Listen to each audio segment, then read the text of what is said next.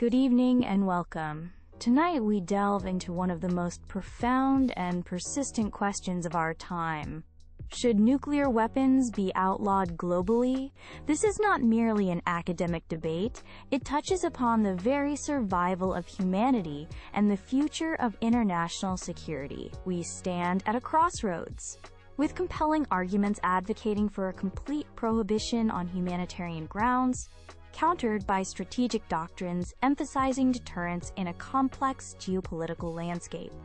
Joining us to navigate this critical issue are two distinguished experts.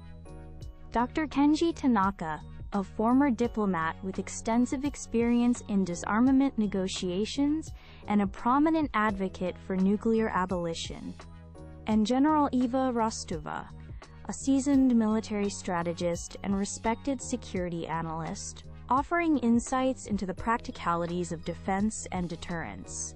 Each speaker will present their opening statement, followed by rebuttals, a moderated discussion, and concluding remarks. Dr. Tanaka, please begin. Thank you, Isabel. The case for outlawing nuclear weapons is fundamentally a moral, legal, and existential imperative. These are not weapons in any conventional sense. They are instruments of indiscriminate mass annihilation. We need only recall the harrowing devastation unleashed upon Hiroshima and Nagasaki. Cities incinerated, populations vaporized, survivors condemned to lifetimes of suffering from radiation. And today's thermonuclear weapons possess yields hundreds, even thousands of times greater.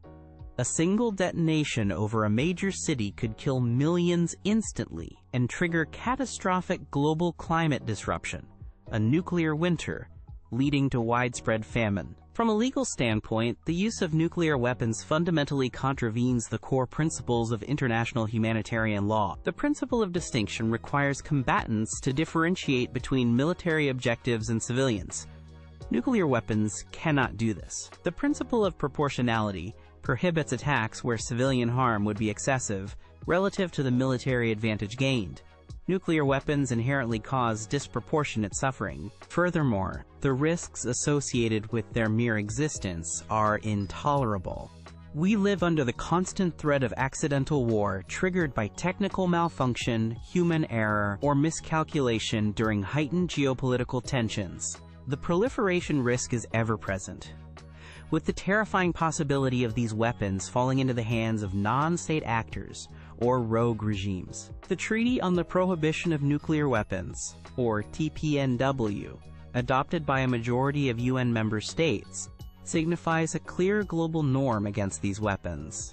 It reflects the undeniable truth that security cannot be built upon the threat of mutual annihilation.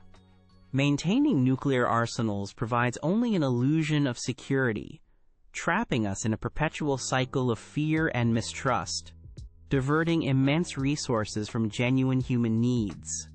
True security lies not in deterrence, but in disarmament. A global ban is not just desirable, it is essential for our collective survival.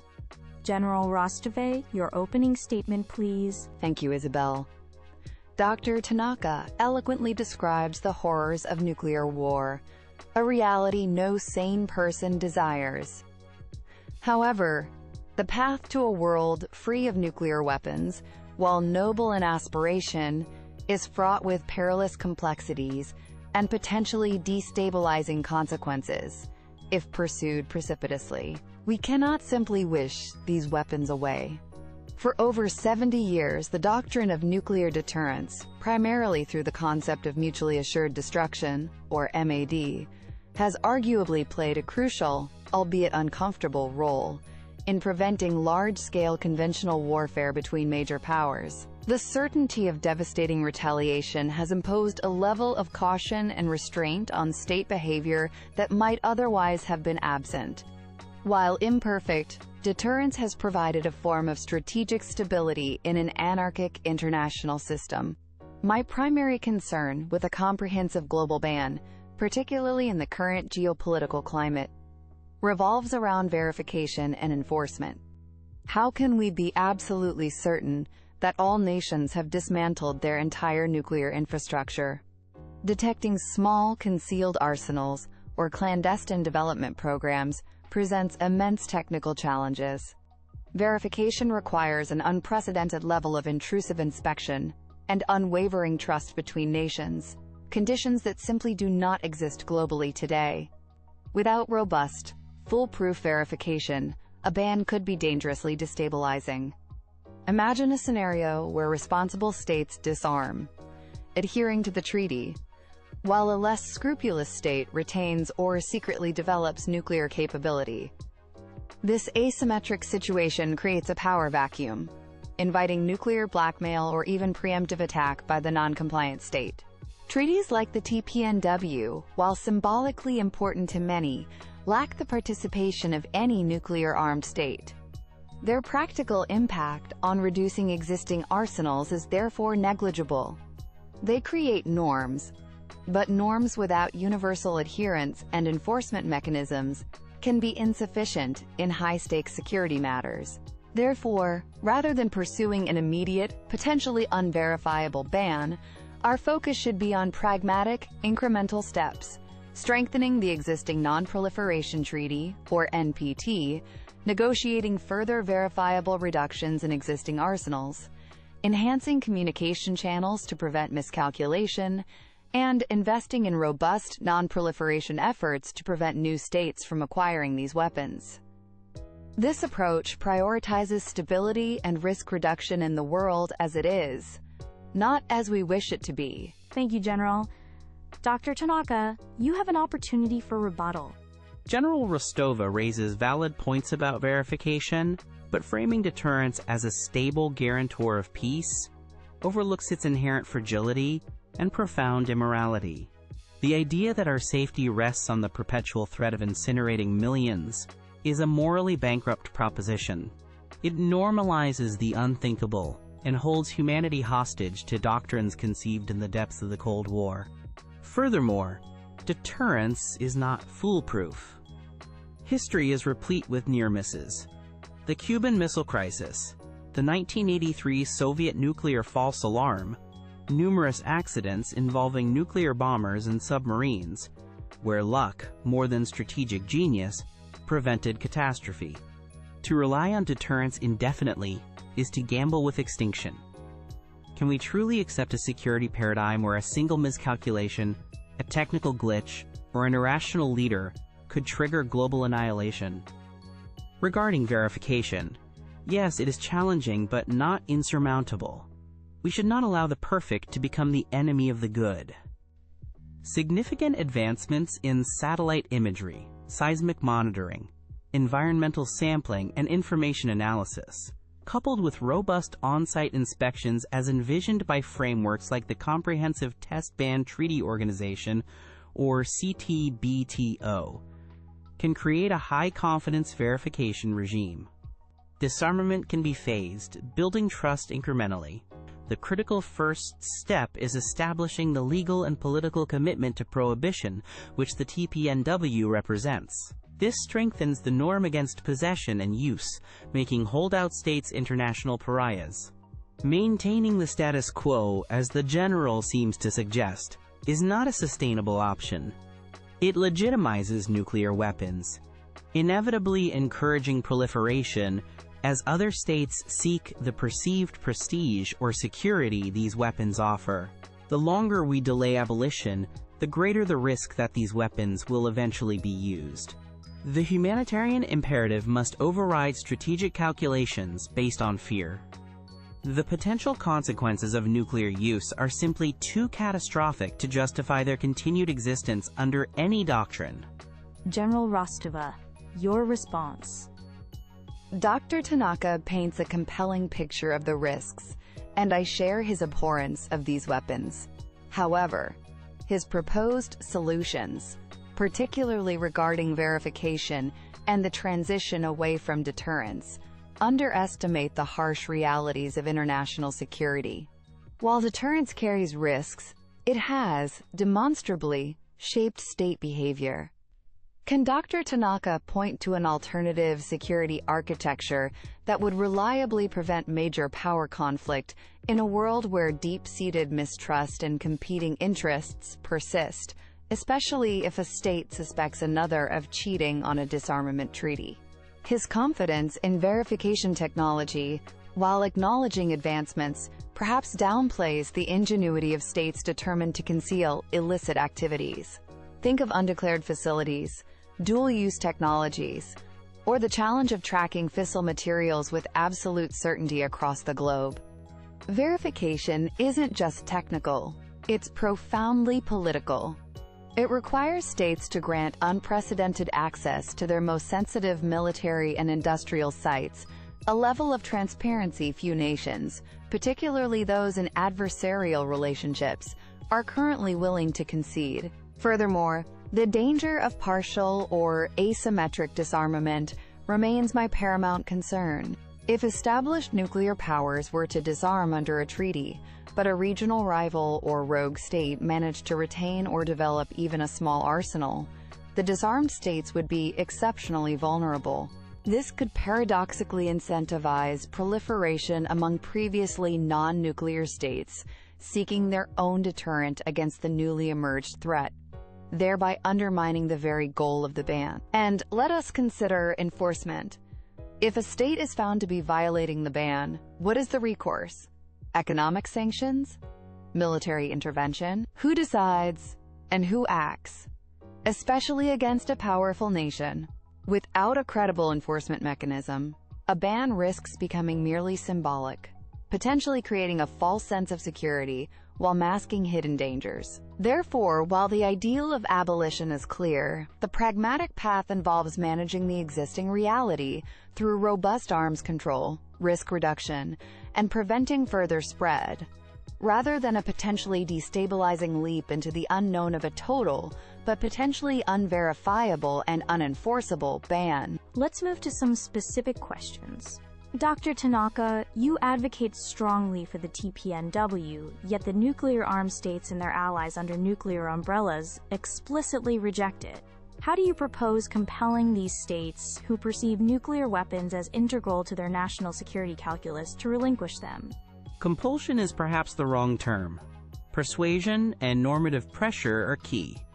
Firstly, continuous engagement highlighting the humanitarian consequences and the illegality under emerging international norms is crucial. Secondly, public and political pressure within nuclear-armed states and their allies must be cultivated.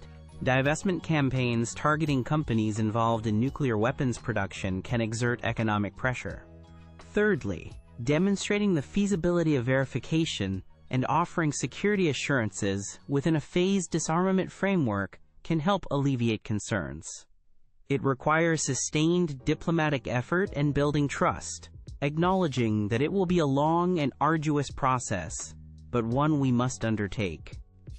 General Rostova, you defend deterrence, yet Dr. Tanaka cited numerous near misses and accidents. If deterrence is truly stable, why has humanity seemingly come so close to accidental nuclear war on multiple occasions? Doesn't this suggest the system is inherently precarious? The near misses are undeniable and deeply concerning. They highlight that no system involving complex technology and human judgment is infallible. However, one could argue that the very fact catastrophe was averted in those instances demonstrates that safety protocols, communication channels, and ultimately rational decision-making under pressure did prevail. These incidents spurred significant improvements in command and control systems, safety mechanisms like permissive action links, and crisis communication hotlines. Deterrence isn't static. It has evolved to incorporate risk reduction measures precisely because of these past dangers. The precariousness exists, yes, but abandoning deterrence entirely before a verifiable, enforceable alternative is in place could introduce even greater instability and unpredictability into the international system. Managing the existing risk, while continuously seeking to reduce it, may be the least dangerous option currently available. A question for both of you. Short of a complete ban, which faces significant hurdles, What are the most critical, concrete, and verifiable steps that could be taken now to reduce nuclear risk and build confidence towards eventual disarmament? Several immediate steps are crucial. Firstly, all nuclear-armed states should adopt no first-use policies, pledging never to initiate nuclear conflict. This significantly lowers the risk of escalation. Secondly, taking all nuclear weapons off high alert status would reduce the pressure for rapid launch decisions during a crisis, minimizing the chance of accidental war due to false alarms. Thirdly, ratifying the Comprehensive Test Ban Treaty, or CTBT, by all relevant states, particularly the US and China, would verifiably halt nuclear testing and constrain weapons development. Finally, initiating negotiations on further, verifiable bilateral and multilateral arsenal reductions, building on treaties like New START, is essential. I concur with Dr. Tanaka on the value of risk reduction measures, though I might frame them slightly differently. Strengthening crisis communication lines, like the hotlines between Washington and Moscow, and extending them to other nuclear powers, is paramount. Transparency measures, such as data exchanges on arsenals and doctrines, can help reduce mistrust and miscalculation. Continued rigorous efforts to secure fissile materials globally are non-negotiable to prevent proliferation to non-state actors. While a universal no-first-use policy is complex due to varying security doctrines, de-alerting measures warrant serious consideration. Fundamentally, maintaining and strengthening the existing non-proliferation regime centered on the NPT remains the cornerstone of managing nuclear risk effectively in the near term. We now move to closing statements. Dr. Tanaka, please conclude your argument. We stand today possessing the means of our own annihilation. The continued existence of nuclear weapons represents not strength, but a profound vulnerability, a sword of Damocles hanging over all humanity.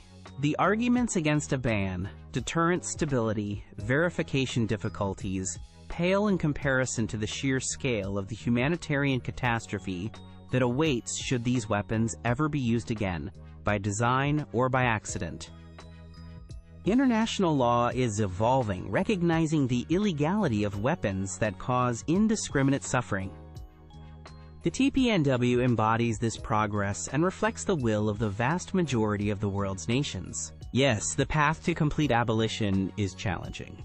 It demands political courage, sustained diplomatic engagement, technical innovation and verification, and unwavering public pressure.